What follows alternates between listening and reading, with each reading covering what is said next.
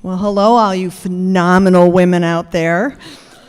My name's Mary Coachella, and I want to welcome you on behalf of the Friends of Nelquit. We're so happy that you're here. The Friends of Nelquit is a very small but fierce group of women that helped to put this together. It is my very great honor to introduce our guest speaker for tonight, retired state representative Ellen Story. I fondly remember Ellen being such a stark supporter of Nelquit and Safe Passage over the years. And as I thought about her introduction, I thought, where do I even begin? She actually has a bridge named after her in North Amherst. And not only does she have a bridge named after her, but she also has a commission named after her.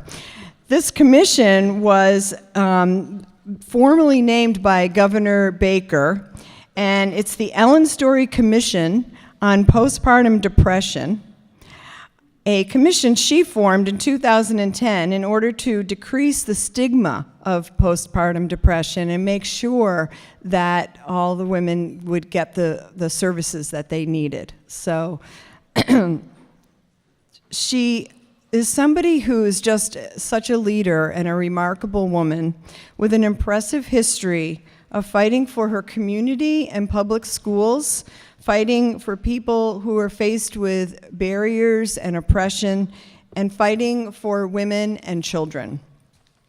Her support of women's issues began long before the state legislature. Ellen Story came to Amherst in 1972 and worked for 17 years for Family Planning Council of Western Mass as their associate executive director.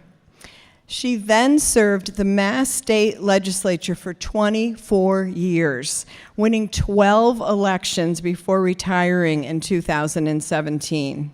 Her dedication to women's issues was evident in her involvement with many groups, including the Center for Women in Public Policy, League of Women Voters, and the Caucus of Women Legislators. Excuse me.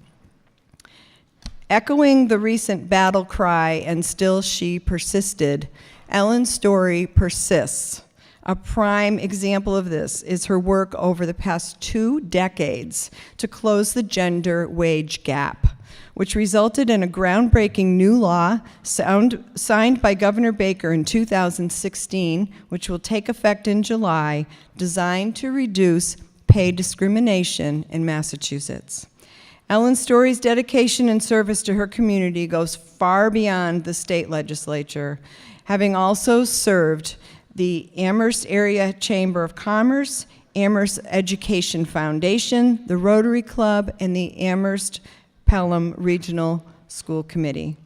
Please join me in welcoming this very, very phenomenal woman, Ellen Story.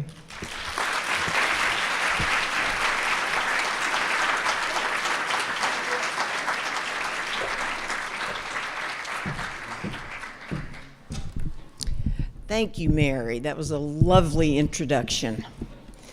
This is a good group. I'm pleased, often when I speak, it's the usual suspects. But this is a group of a lot of people that I don't know, which is always exciting for me.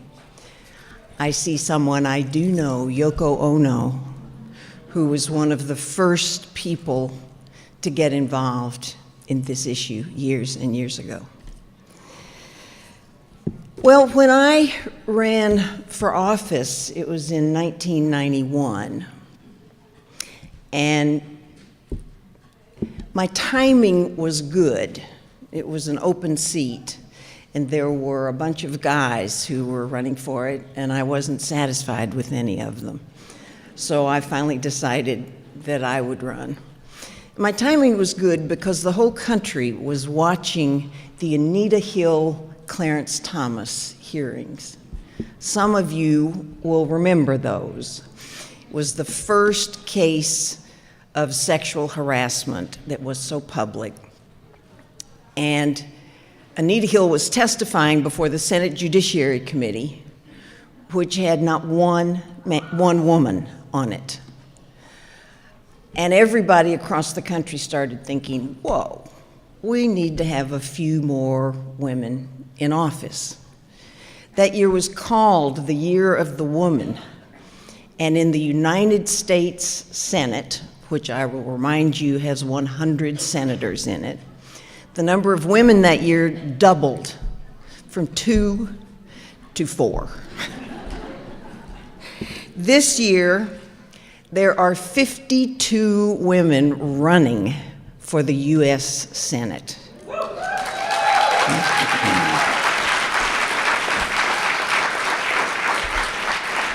That's up from 2016 when there were 40. So this is a very good trend that we're seeing. In 2018, there are 421 women running for the House of Representatives, which has 435 people in it. And the previous high was in 2012 when 298 were running. So more and more women are running. I'm more optimistic this year than I have been in a long time. There's an organization called Vote, Run, Lead that is based in Duluth, Minnesota, of all places. A woman named Erin Velarde started it. She's the CEO, and it has offices in New York and California and Colorado.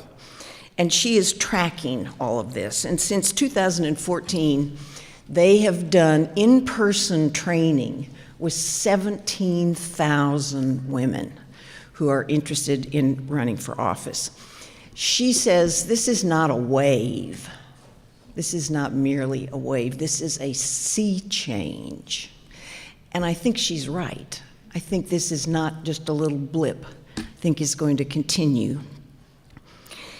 In 2020, there will likely be women on the presidential ticket for both parties for the first time ever. And the timing is good because 2020 is the centennial of 1920. And who remembers what happened in 1920? Women were finally allowed to vote in 1920. I'll tell you just a couple of stories from the State House. The Postpartum Depression Commission has been very satisfying. Postpartum depression is a mental illness that not only can be treated, but it can be cured. And so that makes it unusually exciting. I filed the first bill for equal pay in 1994, and it was signed into law in 2016. So you don't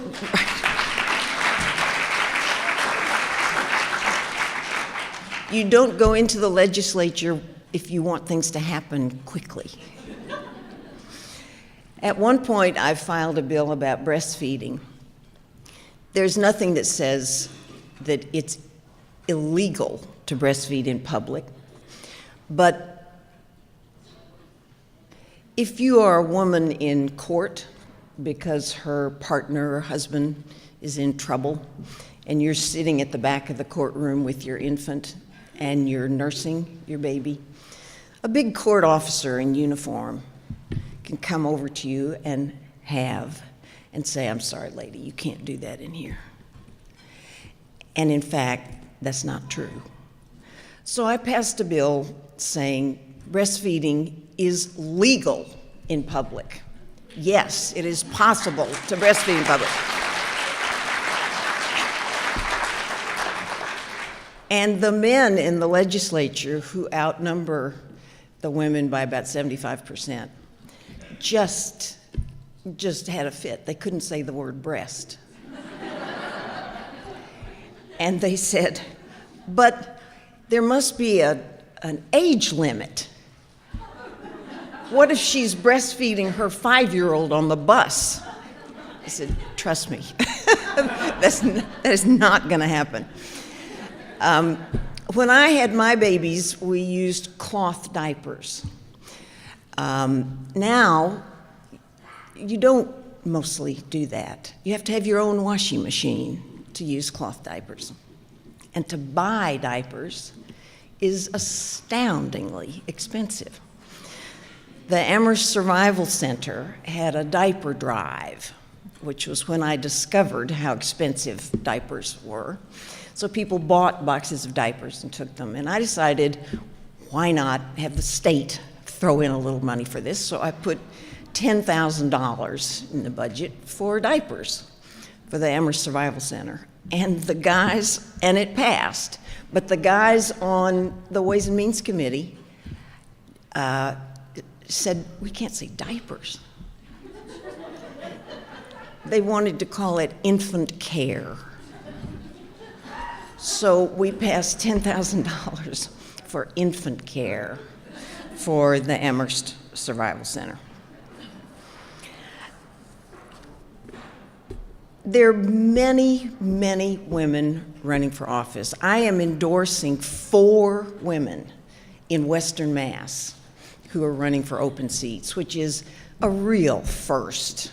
I was the only woman from Western Mass for a long, long time.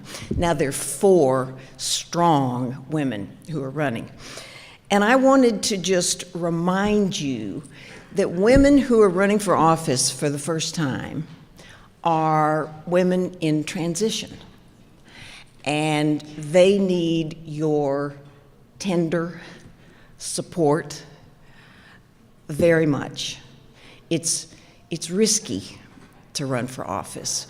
Women get asked questions that men don't get asked, like, well, what does your husband think about this? And how are you going to manage your kids? No one would think of asking a male candidate those questions, but they do ask women. So if you know a woman who's running for office, help her. And if you know a woman who should run for office, talk to her about it. Women have to be asked about 7 times before it begins to percolate. Hey, maybe I could do this. It's the best job in the world. And it's important. And it's fun. Thank you all so much for supporting this wonderful organization.